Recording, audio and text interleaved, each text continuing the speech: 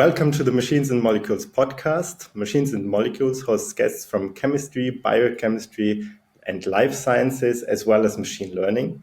And our guest today is Uwe Bornscheuer. Welcome, Uwe. Yeah, welcome, Ingmar.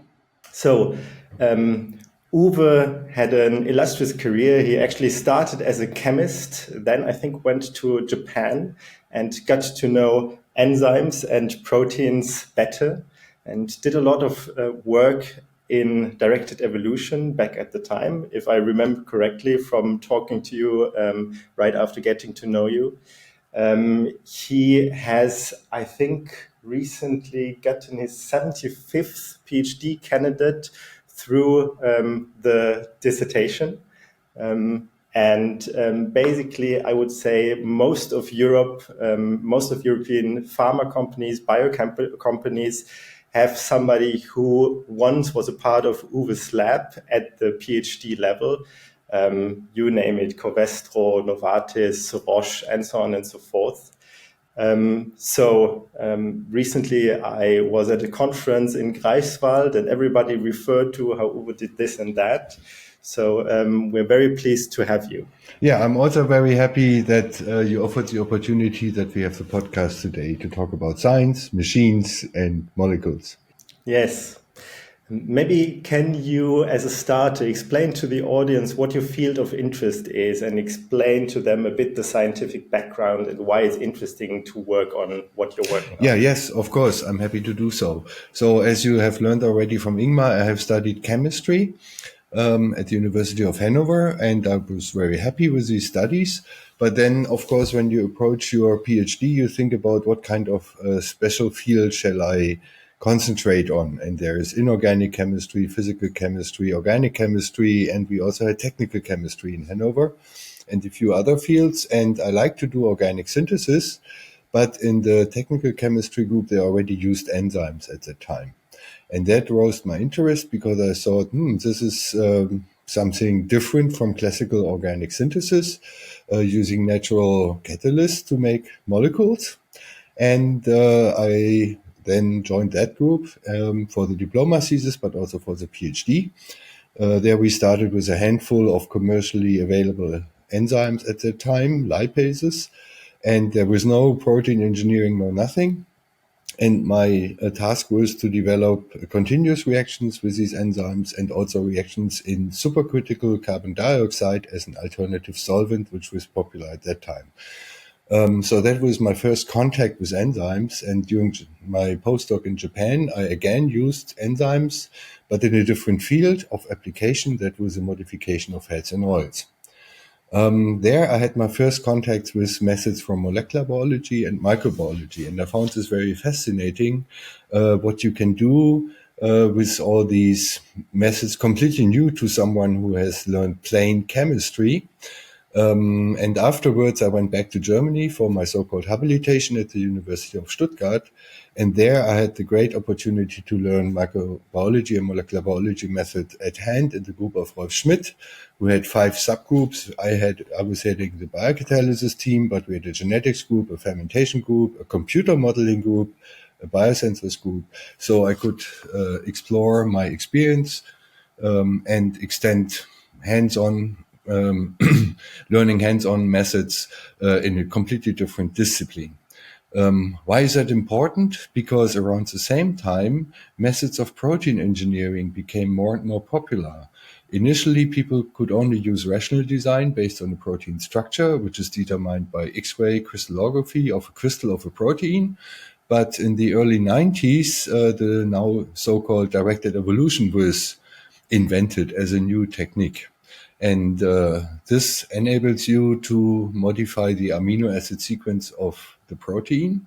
And by this, you can, of course, make the enzyme better for a given application. That means you can make it more stable, more active, broader substrate scope, more selective, and so on.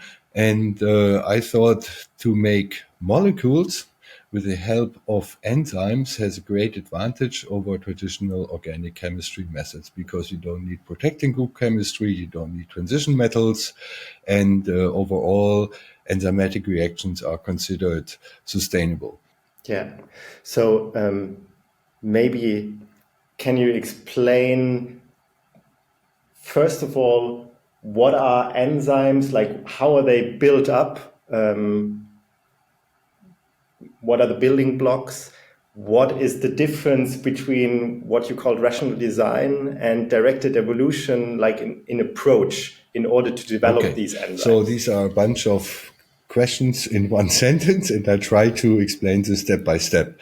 So, enzymes are proteins, and they are composed of amino acids. In nature, there are 20 different amino acids. So you have 20 different, let's say, Lego bricks, which you can assemble together to build a house. And each Lego brick has a different color, so to speak. And then, of course, the order how you put these bricks together determines not only the how the house might look like. It has a certain sequence of Lego bricks or Lego stones.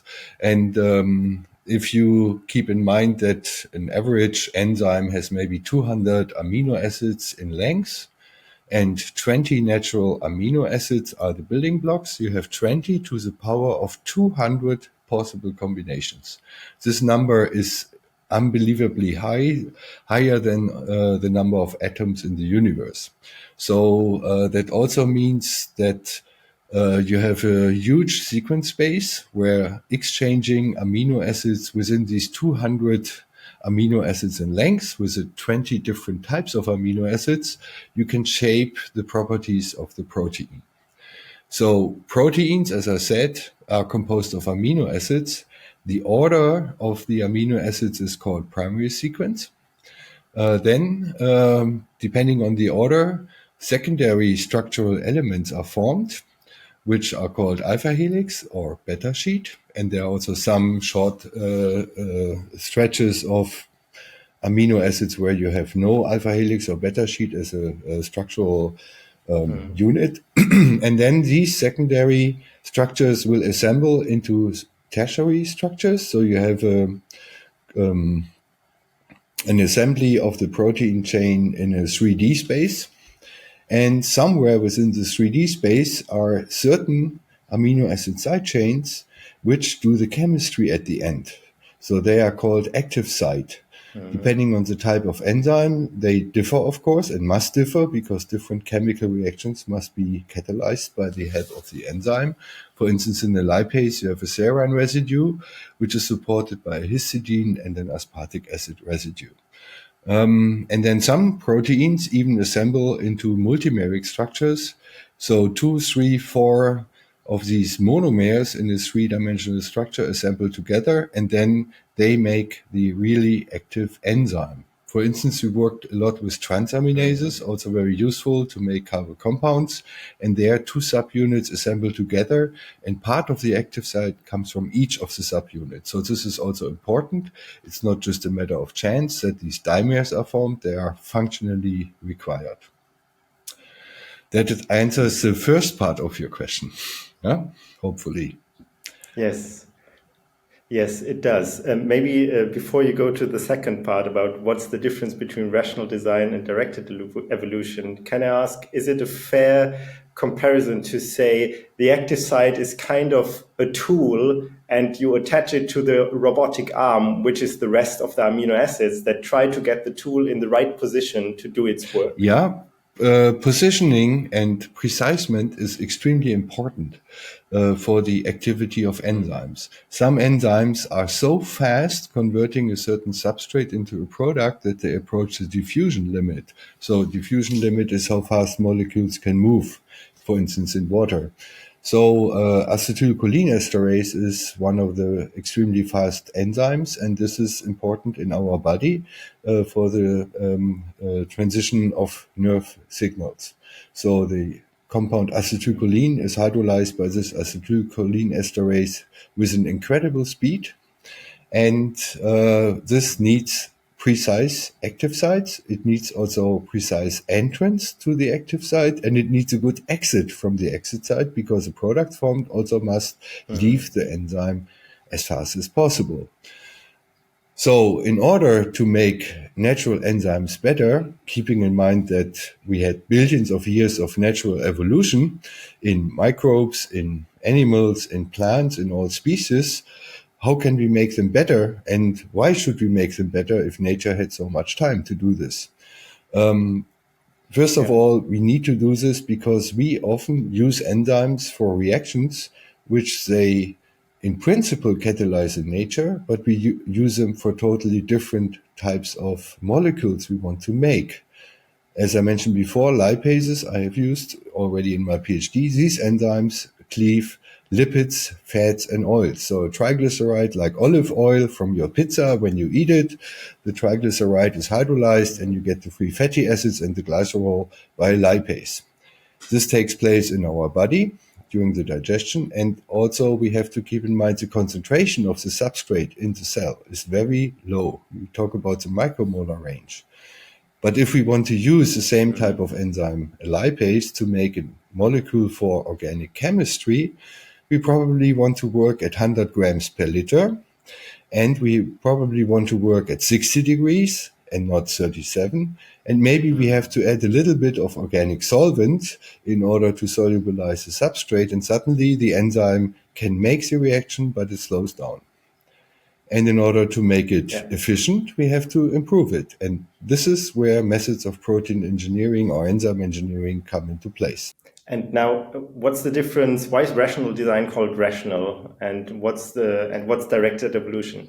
The rational design is called rational for a simple reason. As I said at the beginning, what scientists usually do, they make the protein. In former times, it was extracted from a microbe and then purified, or from a plant or animal extract, like pig liver esterase extracted from pig liver. But now we can produce enzymes recombinantly in, for instance, the bacterium E. coli, or in a yeast like Saccharomyces cerevisiae, which we use for making beer. And then we have this protein in a relatively high concentration, but we have to purify it from the other proteins of the host organism. This is done by standard biochemical methods. And then the pure protein needs to be crystallized. And this is, of course, tricky because proteins are not easy to crystallize. So there are experts for this. And once you have the crystal of the protein, you use X-ray technology and can determine its three-dimensional structure in a very precise fashion. And with the tools which we have at hand since half a century, so to speak, we can visualize the protein structure then on our computer. And we can also dock a substrate into the active site and see, here is a side chain of the substrate which blocks a little bit, which is a little bit blocked in the active site. Or here the tunnel is a little bit too narrow, we have to make more space. We figure out that maybe for a new type of substrate, we have to shape the active site in a totally different fashion, make it more hydrophilic or more hydrophobic.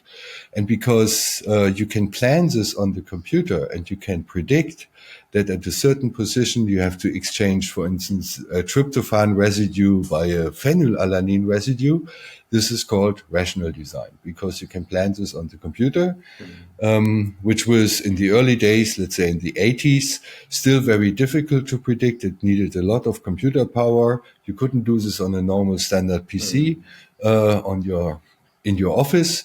You needed sophisticated computers and sophisticated software and sophisticated experts for this. This has changed, of course, a lot. Now there are ready-to-use tools available to visualize the protein structure. You can do sophisticated predictions on the computer, and very often we can solve the problem by using this rational design. But there are still limitations. One limitation is a crystal is a solid component. The protein is, of course, dissolved in a cell where it usually is doing its job. So there is motion. And also, you might not remember this from school, that there's a so-called key and lock principle, which means the substrate is a key and the protein is a lock. So the substrate fits into the protein. But later there was an induced fit concept from Koshland, where he already proposed that there are dynamics in the protein. It opens up to bind the substrate, then the reaction takes place, and then it opens up again to release the product. And this you cannot reliably predict from a crystal structure of the, let's say, empty protein without a substrate bound.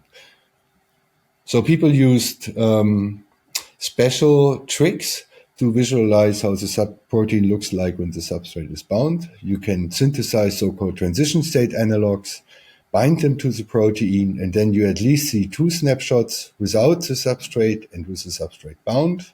And of course, now there are very sophisticated computer programs to see also the motions which take place in between. So it's a lot of work that's going into rational design and thinking about how the mechanics work, if I understand correctly. So how is the different from directed evolution? Directed evolution can be considered as playing in the lottery. The basic is you have the gene encoding the protein you would like to study. And then by certain molecular biology methods, you introduce exchanges randomly of the nucleotides along the entire protein encoding sequence. So for each amino acid, there are 3 nucleotides. And if you have 200 amino acid proteins, you have 600 nucleotides. And if you exchange 1, 2, 3, 4 randomly, there are a lot of possible exchanges, and these, of course, may lead to a change in the amino acid sequence, and a change in the amino acid sequence may lead to a change in the property of the enzyme. So you might argue with this huge sequence space, which I mentioned at the beginning, of 20 to the power of 200, the chances are very little that you will make a hit when you just do this random mutagenesis. But then, of course, playing lotto is also, when you calculate this and predict the probability, it would make no sense to play lotto because the chance to become a millionaire is extremely low. But there are people who become millionaires. And so we also try to play lotto and solve our problem by using random mutagenesis. The most prominent method is called error-prone PCR. PCR is polymerase chain reaction, and you all know this since the COVID times for sure, because you were tested whether you are infected or not by using this PCR, which in principle makes copies of a gene 100,000 times. But when you change the conditions of the PCR, the enzyme responsible for this, polymerase, will make errors. And these are then reflected in the copies. Imagine you have a copy machine. You put a piece of paper on it with a certain text. You ask for 100,000 copies. And every now and then there's a misprint in your text. Of course, you don't want this, and you would give this copy machine back to the producer. But here we have these misprints in the gene, and eventually there's a hidden in these millions and zillions of variants. So the trick in directed evolution is I have to use a method which introduces random mutations. And the next challenge, problem is, how can I find my hit? Because suddenly you have these millions of variants, a few of them encode for an approved enzyme, and then people in the 90s had to invent high throughput screening methods in order to identify the best hit as fast as possible in the lab to solve your problem not in 5 years, but to solve it tomorrow. To identify the variant which has slightly improved activity, more thermostability, more organic solvent tolerance. And because this method was demonstrated to be extremely useful, many scientists worldwide started to use directed evolution, including myself, at the beginning of my habilitation. So one of my first papers is called Directed Evolution of an Esterase, where I applied such methods. And it indeed, over the decades, solved so many problems, also in an industrial context, where directed evolution is one of the key methods to improve enzymes, or at least to identify new hotspots in the protein, which you can then analyze using rational design and nowadays, of course, with machine learning tools. Yes. So my typical analogy to machine learners would be, well, it's kind of like random optimization where you just take your parameter space, in this case, it's the sequence space of the enzyme, and you shuffle it around a bit randomly and you hope something improves what you're trying to improve. And whenever you hit such an improved sequence, you take it. The big problem compared to machine learning is that in machine learning, typically your computer can tell you if you did better. Whereas in chemistry, you first have to develop methods, as you say, high throughput screening, assays, as biochemists call like the basic analysis kit or the basic analysis tool. You have to develop assays in order to find out what is actually the improved variant and have I hit one? And is this the better sequence that I Yeah, that is absolutely correct. And this already points out one of the major limitations of directed evolution, as it was conceptually started in the mid or early 90s. Because of that problem that it's not easy to invent and implement an assay to screen hundreds, thousands of variants in the lab. Just think about the poor PhD student or postdoc who has to express and screen all these variants, usually in microtiter plates, with a lot of equipment required for that. So this can take a very long time. That was the motivation to combine these approaches. So people started to take a structure of a protein.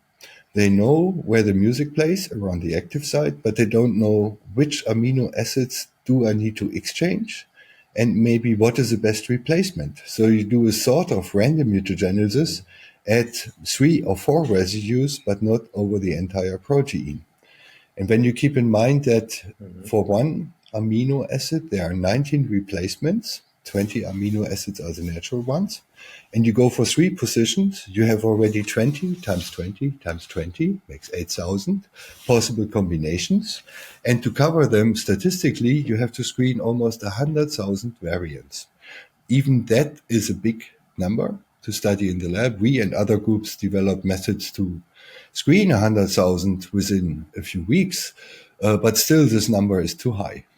And that is why minimum 10 years ago, scientists like you, Ingmar, started to develop sophisticated computer programs to create what we call small but smart libraries, so that you use more information from databases, from bioinformatic analysis, to narrow down the possible 8,000 combinations for the 3 positions to maybe 250, which makes sense because each substitution has to interact with the other one. And then you can use computer programs to only make the mutations which seem to make sense in their combination. So the additional advantage is that nowadays there are approximately 2.4 billion amino acid sequences for proteins in public databases. There are only about 200,000 3D structures of proteins in the protein structure database, 200 million versus 2.4 billion. So there's a rich source of information about all these proteins in the databases. And of course, you cannot scroll through them with your mouse on your computer. You need sophisticated programs. And they can, of course, analyze this first for your specific enzyme of interest. But if I just look at the lipase, there are for sure, 100,000 sequences, 200,000 sequences. And then with the help of software, including machine learning tools, you can narrow this down to the most interesting sequence relationships. There's, for instance, a method called sequence similarity networks. There are methods called ancestral sequence reconstruction, where you look, let's say, historically into the evolution background and figure out that maybe older enzymes occurring earlier on this planet could have been more generalist enzymes, which could catalyze a broader range of reactions under broader reaction conditions. And then you might learn from their sequence how to improve your modern enzyme. So all these tools together made our life much easier because we can solve problems on how to make an enzyme better for a given application by using sophisticated computational tools. Okay, so maybe to shift gears a bit, can you tell me about what is it like for you? What excites you about tutoring people, taking people into your group and helping them grow? Like, what excites you as a supervisor? As a supervisor, there are several aspects which excite me. Of course, at the university, I also have to do my teaching. And I think my students will agree that I put efforts in my teaching, that I'm really happy to teach the students, that I also try to make my teaching aspects, everything I have to teach to keep this up to date. And for me, the Corona period was more or less a disaster in terms of teaching, because I still enjoy to teach half of my lectures on the whiteboard or blackboard with chalk. Of course, there is PowerPoint, there are presentations which are in Moodle, so the students can look this up, but I enjoy explaining things in more detail on the blackboard, which also increases the chance that the students will understand and follow instead of just clicking through a bunch of slides and believe that they understood everything. So the teaching is very important for that reason, because I like it. It's also that you have the chance to give the students not only part of your knowledge in a certain field, but that you can also transfer your enthusiasm for a given research area or subject. And I often see that students who listen to my lectures, which start for them in the 5th semester, biotechnology comes relatively late in the biochemistry courses, that they suddenly become interested to do the bachelor thesis in my group. And then in the master studies, 2 years later, they also want to join my group for the master thesis. And then I have many students, have had many students in the past where I could really see how they evolved from an undergraduate student getting fascinated about the things you can do in biocatalysis using protein engineering. And then suddenly they end up as PhD students in my group, and I can see a steep learning curve and a huge motivation curve for them, and to make them also full-blooded scientists to solve scientific problems for, let's say, a better world and not only a PhD title. This is the best return of investment you can get as a university teacher. And that's why I'm also very happy that 75 PhD students finished their PhD in the past already, as you mentioned at the beginning. And currently I have 15 in my group, so I think I can have 90 until I retire or so. Yes, you will complete the 90. So it's a lot about the transfer of excitement and seeing the people grow as well, right? That is an important driving force. The other driving force is, of course, that we scientists should also help to solve problems challenging mankind, to be really bold. If we are able to develop a new enzymatic process implemented in industry to make, for instance, a chiral building block for a pharmaceutical, this will have an impact, even if most people have no clue how their drug is made when they get a cholesterol-lowering drug or something like that. We can save a lot of solvents, organic solvents. We can save the use or avoid the use of transition metals. We can save energy, and altogether this has a positive impact on the greenhouse gas emission, which is lowered in all other aspects. This is part of my driving force. Other projects we work on deal with plastic degradation. And this, of course, can be done by mechanical recycling, where you just make smaller pieces out of it and then add, 10% of this mechanical recycled material to the new polymer made from petrol. Then there's a chemical method to recycle plastics, of course. So you also may gain the building blocks to make new plastics, but then you have a high energy input. And since quite a while, scientists like me also investigate the enzymatic recycling or degradation of plastics. And here the challenge is huge because plastics are polymers not made by nature. They were invented by chemists. They are natural polymers. Proteins are also natural polymers. Cellulose, lignin are natural polymers. But plastics are made by chemists. And PET, for instance, was invented in 1941, where you just connect terephthalic acid and ethylene glycol, and you make the PET for the drinking bottles or for your T-shirt, which when it says polyester, it's for sure polyethylene terephthalate. The challenge is not to hydrolyze the ester bond in these polyesters because there are many esterases and lipases, so the chemistry in the enzyme will work. The challenge is that you have a very hydrophobic polymer surface. The fibers, which you cannot see, of course, of such a chemical polymer might not be able to enter the active site of the enzyme.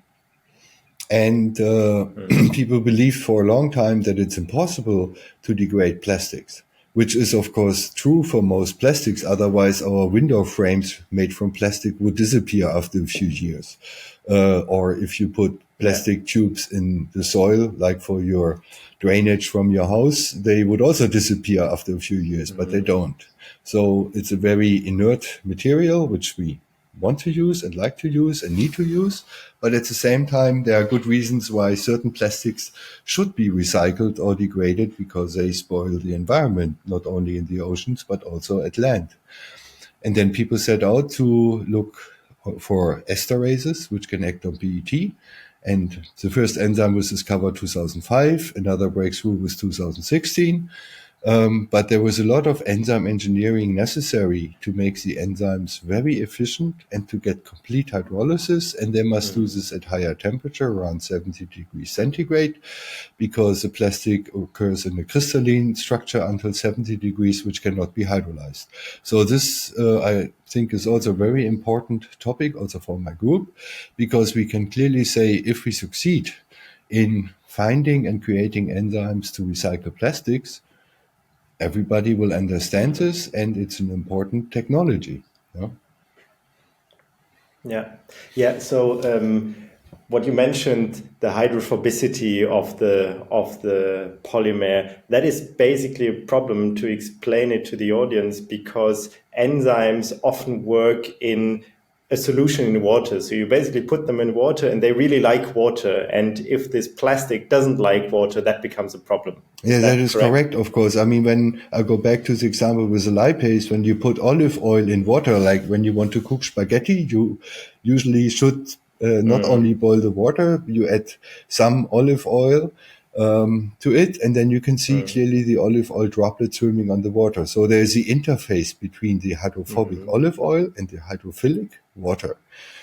And if you transfer this to plastics, of course, you can simply throw your plastic bottle in water and you see, oh, it swims. Yeah. So how can an enzyme get not only attached to the surface, but find the chain in the chemical bond in the polymer chain to be hydrolyzed? And we know, as an analogy, that trees in the forest, when they collapse, that you can see a bunch of fungi living on them. Yeah.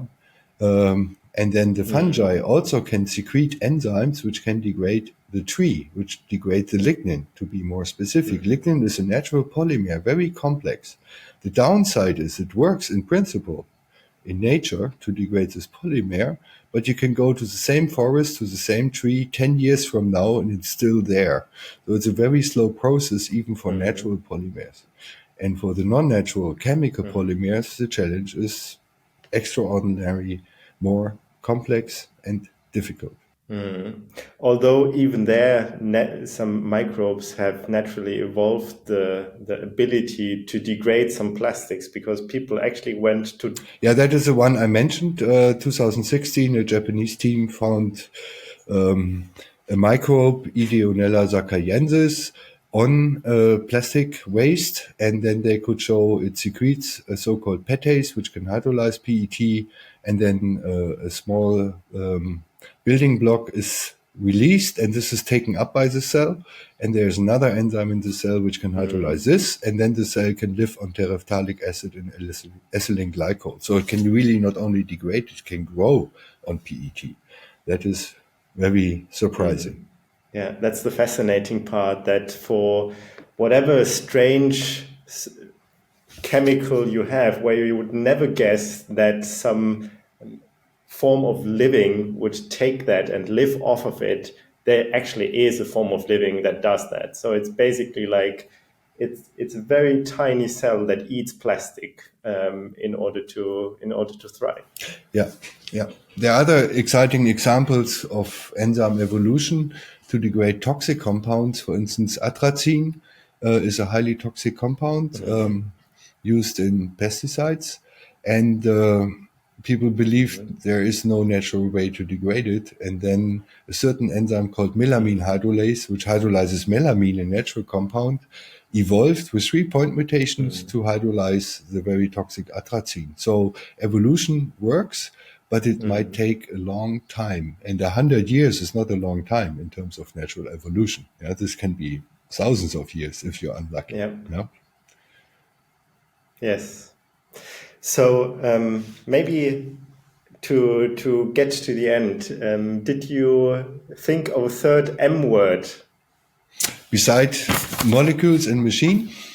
Yes, correct. Or machines and molecules, I thought about motorbike. Why is that? Yeah, because I like to drive, beside my other hobby sailing, I like to drive my motorbike, which has nothing to do with enzymes, of course. Although there's a Yamaha, which is called Yamaha VMAX. So maximum speed, and the enzyme efficiency is usually also expressed as Vmax over Km or Kcat over Km. But I don't have this motorbike, I have another one. But of course, if you work a lot in the institute with your team doing science, you need a hobby to relax a bit and get your brain free. And this is what I enjoy with my motorbike. And surprisingly, when you are on vacation and relax, suddenly you have a good idea related to your work, and you come back relaxed and I have figured out that maybe we should try this or that. I got this idea during my nice motorbike tour through the mountains, and here I am. Let's try this. And is it mostly that you ride the motorbike, or do you also enjoy fixing it? That depends on what's broken. It's not that old, and it's quite robust, so there's not so much to fix, luckily. I see. Okay. And what kind of tours do you do? Like, what do you like, especially the mountains, or? So with a motorbike, usually you enjoy if there are some mountains and if there are some curves. Greifswald is in a region of Germany where it's more or less flat, and there is a roundabout at the train station, which I would call a curve, but there's not much more. So usually I have to make a trip to the mountain area, which is called Harz or Sauerland, so approximately 400 kilometers from here. And then the fun part starts. The Alps are, of course, too far away. Yeah, naturally. And do you do this alone, or do you go with a family and take? Yeah, not with a family, but I do some something? tours together with friends. Okay, understood. Super. So thank you, Uwe, for being a guest in Machines and Molecules. And it was very inspiring to talk to you. And I hope you complete the 90. I think the 100 would probably be too much of a stretch. I'm not sure. When do you retire? There are still a few more years to go. So we will see whether I reach the 100 maybe or not. We get. Yeah. Yeah. Okay. Yeah. We will see. Yeah. Thanks a lot for inviting Super. me, and I enjoyed it very much to discuss all these aspects with you.